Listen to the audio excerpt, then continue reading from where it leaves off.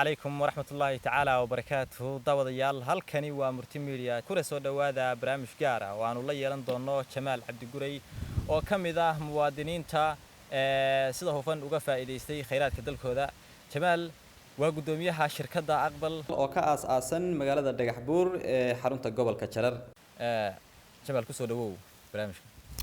bismillaahir rahmaanir rahiim waa dhawahay saad sheegtay weeye shirkaddu waa shirkadda beerleyda wax soo saarka beeraha Aqbal magaceedu sida weeye aniguna waxaan Jamaal Cabdi Guray waxaan ka howlgalaa degmada maamulka magaalada Dhagaxbuur waxaan ku howlanahay wax soo saarka dalagga beeraha khudaarta iyo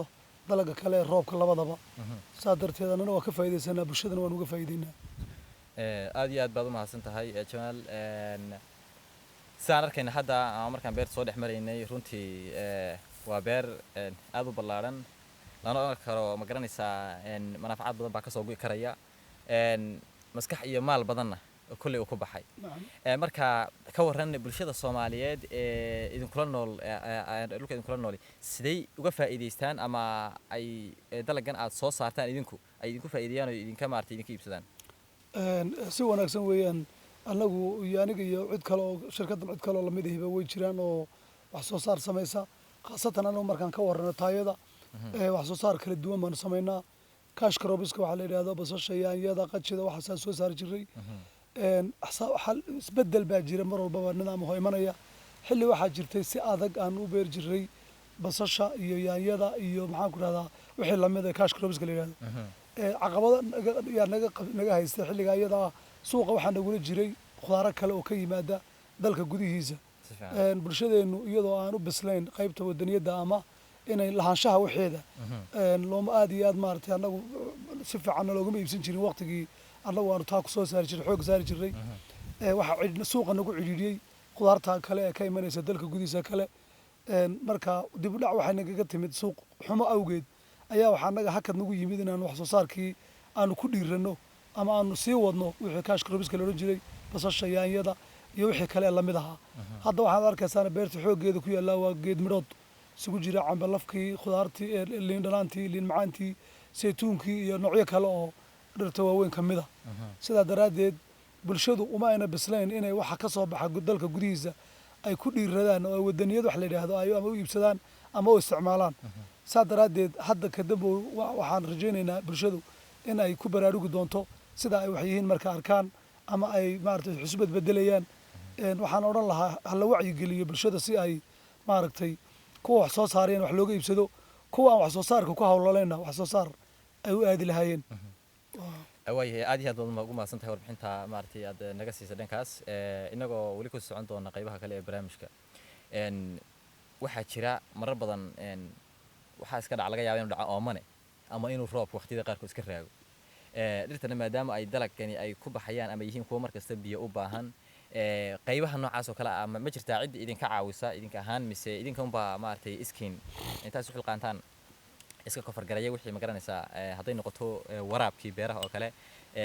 sidoo kale waxa laga yaabaa marar badan cayayaan baa ku dhalan karaya cudurrada ku dhalan karaya sida xoolaha ay cudurrada u dhashaan beeraha waxay leeyihiin marka waxyaabahaas oo kale ma jirtaa cid garab idinka siisa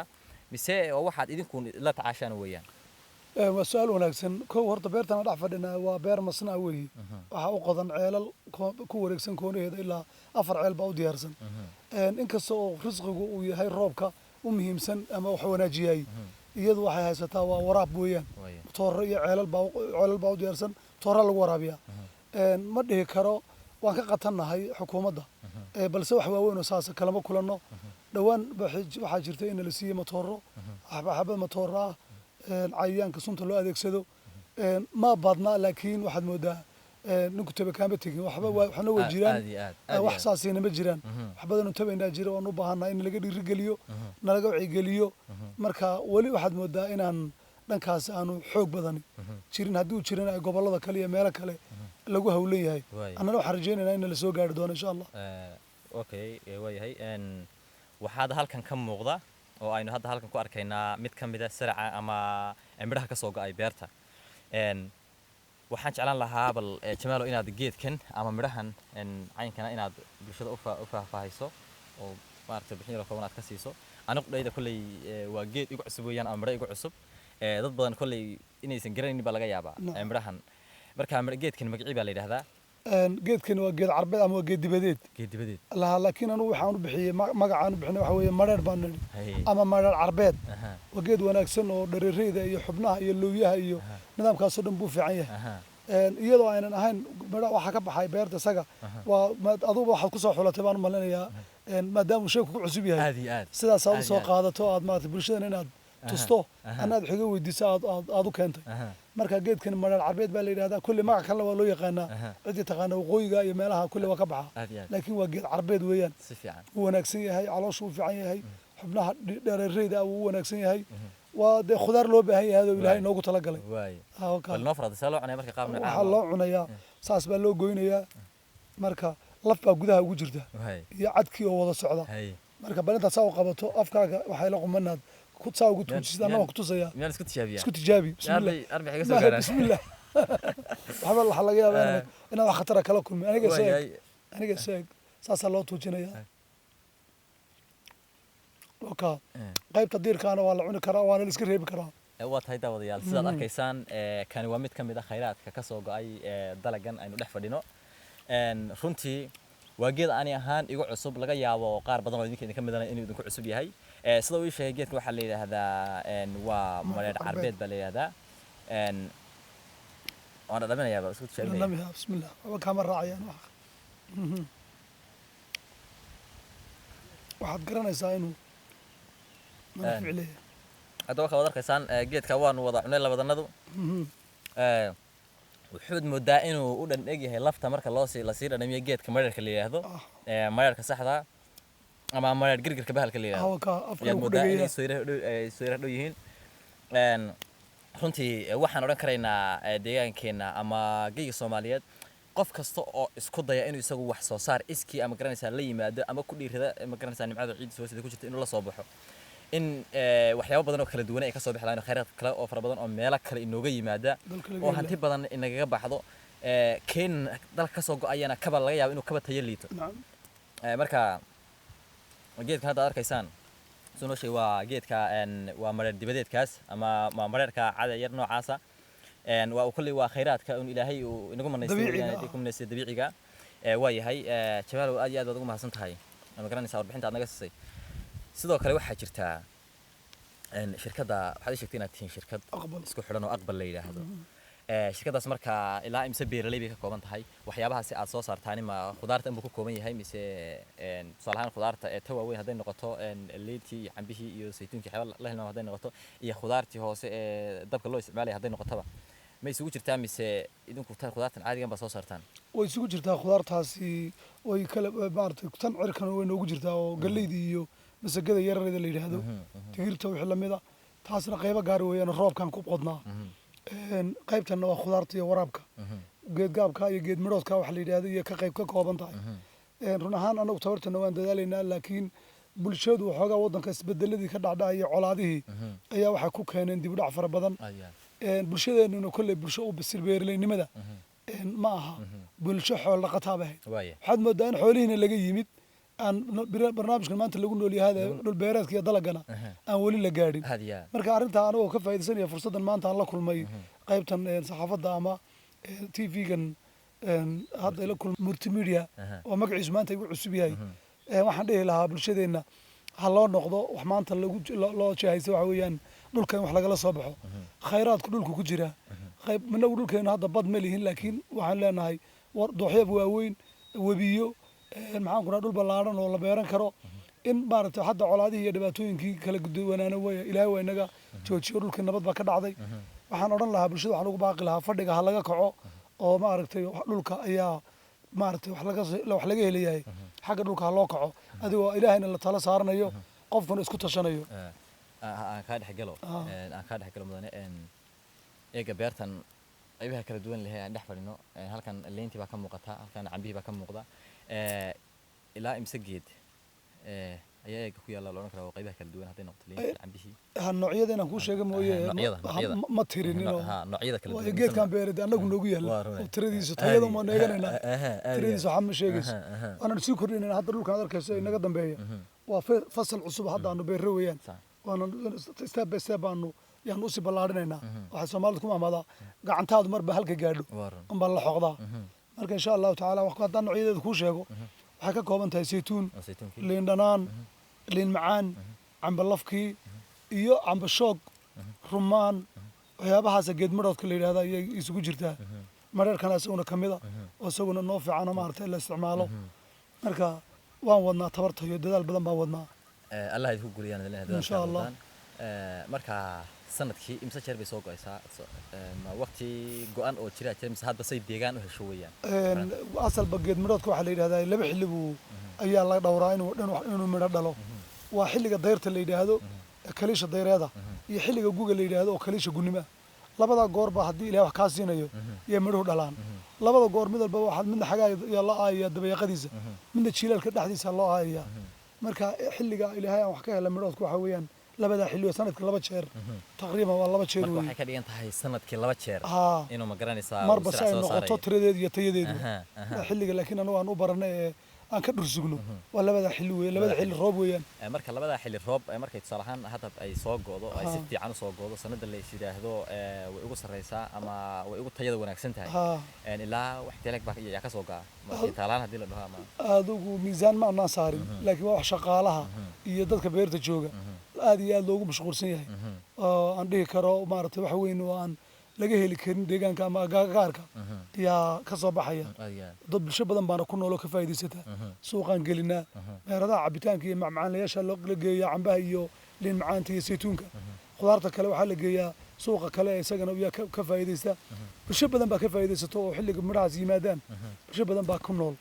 ilaa 300 oo qoys baa laga yaabaa in maalintii ama haddana ka badnaanin inay ka adeegtaan oo magaalada gudaheeda xilligan ibka oo kale aan ku jirro waa xilliga midhuhu dhalayeen wixii horena waa la cunaa kii damban hadda noo bilaabmaya marka insha allahu tacaala waan ku fiicannahay waan ku dhowrsoonahay masha allah inagoo kolley waxaan jeclaan lahaa inaynu balintaynu yarkacano aynu beerta kale soo dhex marro oo geedaha qaybahooda kala duwan aynu soo dul istaagno soo dhex marro si fiican balse inta aynaan taas aynaan isla gaadhin waxaa jirtaa haddaynu nahay bulshadeenu intooda ugu badani ma aaminsana ama ahmiyadda ma siiyaan waxa ka soo go'ay dalkooda iyo waxa muwaadinka dalkooda joogay uu soo saaray ama deegaankooda laakiin waxa laga yaabaa waxyaabo badan oo halkan yaalla oo si fudud halkan uga helaa inay meel kale u hanqal taagan oo ay ka sugaan maxaad jeclaan lahayd inaad bulshada u soo jeediso intaana u gudbin bulshada waxaan u soo jeedin lahaa hadda idinku dad yarar baa tihiin aniga laftigeygu dee ciradan badan mooyaane waxaan soo gaadho idinku aydan soo gaadhin ayaa jira aabbaan noqday sodog baan noqday marka xogtaan hay waxa weeye dhulkeennu dib uu noqday godankan dhagax buure weyn aad arkayso mar waxaa jirtay meel laga mara ayna jirin beer oo hadda caqligu wuxuu qaadan karo ma aha haddii aan kuu sheego marka dib u dhac baa yimid mooyaane hadda tatawurka xagga dhulka waa la soo maray xilligii maaragtay dhulka ama la beeri jiray ama dadku wax qodan jiray anu beerley baan ku soo koray aabbahay beerley buu ahaa 100 kintaal ama 70 kintaal hadhacdo ayaa u guy jiray dadku waxa la cuni jiray raashinka faraha badan maanta kala nooc ee briiska iyo saliid iyo daqiiqda ama ahayn raashinka noo soo go'a iyo waxa la isku maali jiray xoolaha dadku xanuun iyo dhaxan iyo tabardarro iyo nafaqa darro midna ma jirin marka waxaan dhihi karaa anu intaan soo gaadhay dib u dhac baa yimid horso dhan baa laga hormaray laakiin xagga wax soo saarka dhulka ama dalagga beeraha waa laga dib dhacay xagga laakiin cilmiga iyo maxaan ku raadayay iyo aqoonta iyo beled guuritaanka belednimo yaa soo korodhay taasina waxaan rajaynaynaa ilbaxnimada iyo xadaaradaasi inay noo gudbin doonto iyaduna insha allahu bal nidaamkan cusub halkan beertan aan joognaa waxaan jirtay beer galley laga qodo aabbahay galley buu ka qodi jiray anna maanta waxaad maqlaysaa inaan intaasoo nooc oo khudaara aan ka beeray marka ilmahayguna waxaa laga yaabaa in isaguna nidaam kale inuu warshado keeno oo qorshe kale loo sii guuro haddii dunida ay sii jirto markaa su-aashii aad weydiisay haddii aan u soo noqdo bulshada waxaan odhan lahaa waa arkayaa maanta bulshada way ogtahay xogta dhabta ah nolosha maanta lagu nool yahay xoolo waa laga soo ururaya xooluhu waxaad moodaa in ay gabaabsi noqonayaan wax gacan laga quudiye mooye wixii iska banaanka joogi jiray wuu soo ururayaa iyadoo odhan karaba xoolaha gacanta laga quudiya ka khayr badan kuwa dibadda jooga laakiin maanta maadaama uu dhulkeennu uu yahay dhul dooxooyina dhul bannaan dhul bikra ah oo aan weli la dhex gelin waxaan dhihi lahaa bulshadu inay isku tashato ka faa'iidaysato khayraadka waddankeena ceegaagan kow dadka qaar waxaad arkaysaa dahab dhagax xadiideeya oo adduunka wax iska yaallaa dahab bannaan yaallaa ma jiro noloshu waxay u baahan tahay inaad hurto waqti inaad hurto maxaan ku dhahdaye juhdi bixiso inaad dhaqaale bixiso inaad dhidido oo nafta wejigaagu bedel maa la rabaa marka inagu waxaan u baahanay marka ummaddu dhiirigelin bay rabtaa wacyigelin bay rabtaa anugu fariinta aan u diray inta aan ka ogaaday dhulka waxaan aaminsanahay qofku hadduu uu fahmo waxan go-aanna qaato inuu wax badan keeni karo bulshadana waanu ku wacyigelinaa ama waanu u sheegnaa qaabka dhulka looga faa'iidaysan karo talooyinkana waa naloo soo doontaa dhir baan bixinaayo waxaan biqilinaa dhirta geedgaabka waan beeraa dad bulshada waxaan ugu deeqnay waxaan ka gadnaa qiimeer ka siinaba waan sii kordhinaa ciddii maanta beer bilowdaay waxay helaysaa aqoon buuxda waqtiga anu haddaan dib ugu yar noqdaanu bilownay waxaanu biqlin kari weynay yaanyadii iyo basbaaskii waxaan la odhan jiray toloma laga yaabaa maalin maalmaha ka mid a geed weynood beerta oo dhalay oo midho leh inaad aragto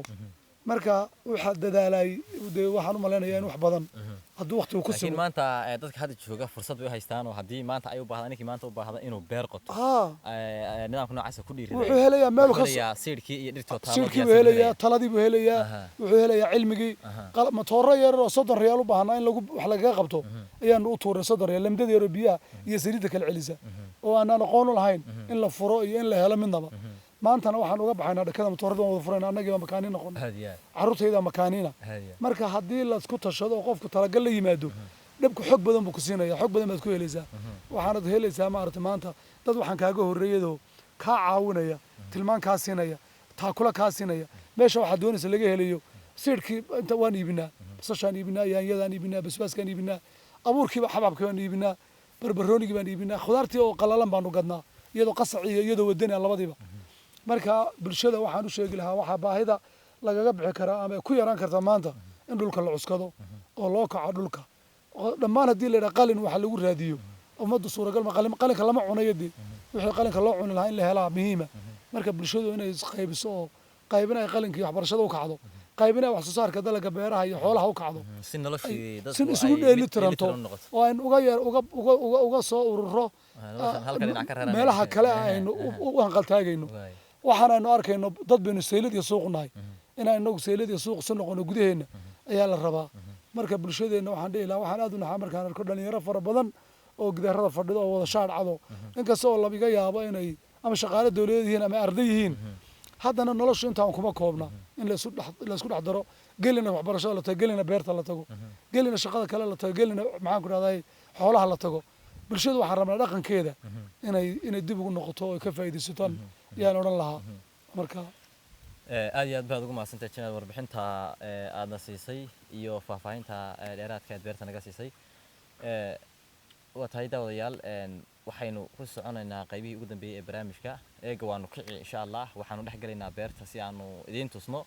baaxadda ay beertu leedahay iyo dhirta kala duwan ee ku taalla goobta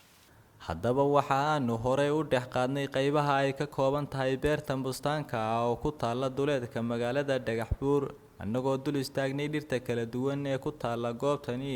haddaba waa kan Jamaal oo ka warramaya xilliyada ay dhasho ama ay goodo beertu waa lidanaantii tanna oo hadda ka damboobay dhalmadu ay bilaabaysaa midhuhu hadda hor leeyihiin marka waqti dhow insha allah way bislaanayaan oo waa laga faa'iidaysan doonaa hadda waa caydhin weeyaan kuwan midhahan waa midhihii dayrta xagaaga weeyaan hadda gubaan ku jiray xagaaba hadda lagu jiraa marka buddo yar kadib waa la isticmaalaya haddii la yidhaha beertani oo sidaad aragtaan ah beer masnaa isla markaana ay ku yaalaan geed midhood aad u badan ayay indhahanagu qabanayeen intii aanu dhex soconnay midhaha dhalanaya ee curdinka iyo sidoo kale dhir waaweyn oo qaarkood ahaan jiraan 26 ilaa 27 sano sida uu noo sheegay mulkiilaha beertu geedahani 26 sano meelahaas ay jiraan ilaa ugu badnaan kuwooda waaweyn xagga gudaha ku yaalay 27 meelaha sidoo kale Jamaal ayaa warbaahinta murti u sheegay in ay iyagu gacantooda ku qodeen qaar ka mid ah ceelasha lagu waraabiyo beertan sheegay inaysan marnaba beertu ka biyo waayin mararka qaarkoodna ay booyada ka dhaamiyaan ceelashan si ay uga faa'iideeyaan bulshada qaybaheeda ilaa 2 sano googo waan qodnay ilaa 2 sano laakiin natiijadu wuxuu noqday wax dadka anfaco tumir dhashay noqoto laga faa'iideystaa marka diraacdu hadda yar dheeraato kale ma go'ayaan ma uu go'aya laakiin biyo ku filan beerta iyo laga helay mar labaad beertu biyo ka waayay mar labaad wax kan u isticmaalaa oo kale magaaladan u geeynayo waan dhaaminaa sidaas la mid ah waxa uu noo sheegay inay ayagu tunkooda ku soo gureen dhagaxanaadka u badan oo loo isticmaalay ceelasha isagoo intaasi ku daray in suuragalnimada hawshani ay tahay mid ka dhalatay ka go'naansho iyo sidoo kale samir iyo dadaal badan oo ay soo sameeyeen waxa ka go'naansho haddii aad la timaado wax raggu wax niyad adag weeyaan wax kasta oo aad ku tala gasho inaad qabato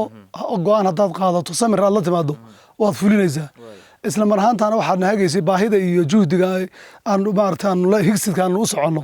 taasaa na caawinaysay marka ka go'naansho iyo talagal baan la nimid waxaananu ku helay inaanu ka soo gurno meelo kala duwan dhagaxa tunka lagu soo guro go'aan qaadasho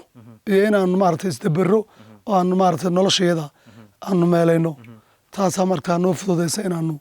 isu keenno dhagaxa ilaahay oo aan tala saarano isagoo noo fududeeyay waa tahay daawadayaal waxaan intaasi ku soo gabagabaynaynaa barnaamijkeenii gaarka ahaa oo aanu waraysi kula yeelanaynay mid ka mid a mulkiilayaasha beeraha bustaanada ee duleedka magaalada Dhagaxbuur barnaamijka waxaa idin la socodsiinayay ama idin soo diyaariyay anigoo Axmed Xasan Xuseen Shilke dhanka kaamirada iyo habeynta waa Shakiib Axmed tan iyo intaan barnaamijkan mid lamida dib u kulmi doono waxaan idinku dhaafaynaa sidaas iyo nabad galiyo